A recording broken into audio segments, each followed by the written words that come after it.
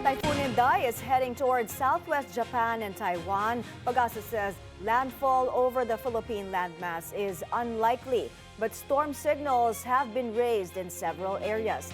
Let's get the latest on Inday. Joining us now is BNC meteorologist Benison Estareja. Benison, ano ang latest?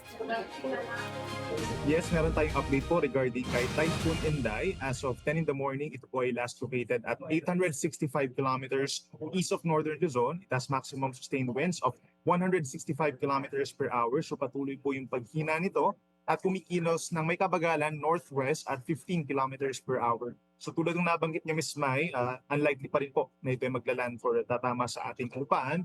Subalit malawak pa rin itong bagyo, nasa around 1,700 kilometers ang diameter niya at posible pa rin mag-cause po ng malalakas po na hangin within the next 24 hours. So meron tayong signal number 2 over Batanes, signal number 1 naman over Cagayan, ganyan din ang Isabela, northeastern Quirino, Apayao, northern Abra, Kalinga, eastern portion ng Mountain Province, eastern portion of Ifugao, Ilocos Norte, northern Aurora, at sa northern and central portions po of Catanduanes.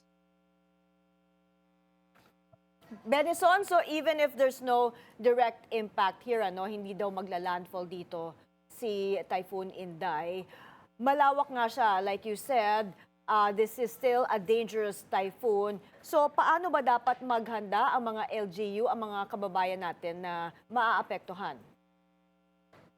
Yes po, if we're talking of Northern Luzon, ito yung mga pinakang malapit po dun sa bagyo, no? Bagamat sabihin natin hindi nga siya magla-landfall and hopefully prepared na po sila no, in terms of yung mga possible impacts lalo na sa may Batanes, merong malalakas po ng mga hangin dyan.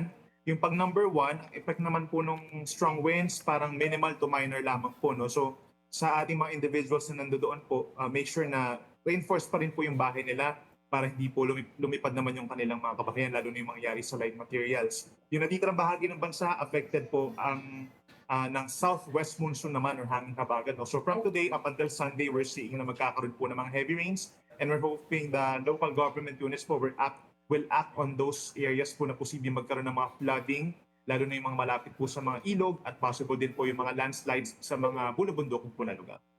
How much rain are we talking about, Benison? Gaano kadaming ulan ang inaasahan natin from the enhanced habagat? At nakikita natin itong large wind field ng typhoon at ng habagat na sasakupan yung northern Luzon, western sections of southern Luzon, kasama na ang Palawan, Yes. at western Visayas. Gaano kabigat ang ulan dito sa mga lugar na to? Actually, mas magiging mabigat po or maraming ulan ang ibabagsak po dito sa mga areas na affected po ng habagat. So tulad ng nabanggit ninyo, we have the western and southern sections of Luzon. Ganyan din po ang halos buong Visayas and then the western section of Mindanao.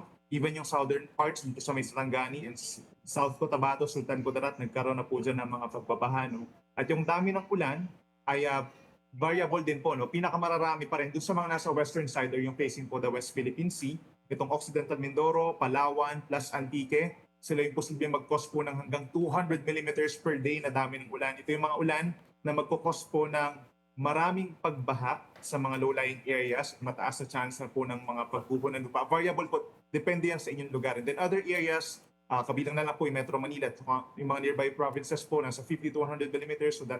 So that is equivalent to light to moderate with the times heavy rains on Friday and Saturday. Okay, when do we expect the weather to improve? By Sunday ba maganda na ang panahon?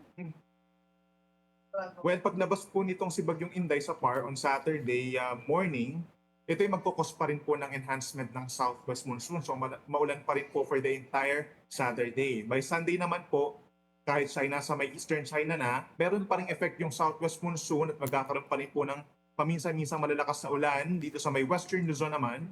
So that includes Ilocos Region, Zambales, Bataan, Benguet. Even dito sa Metro Manila, medyo maulan pa rin po ng Sunday, Calabarzon and Mimaropa. Then Monday po ang magkakaroon na ng gradual improvement. Okay, maraming salamat Benison Estareja, BNC's resident meteorologist.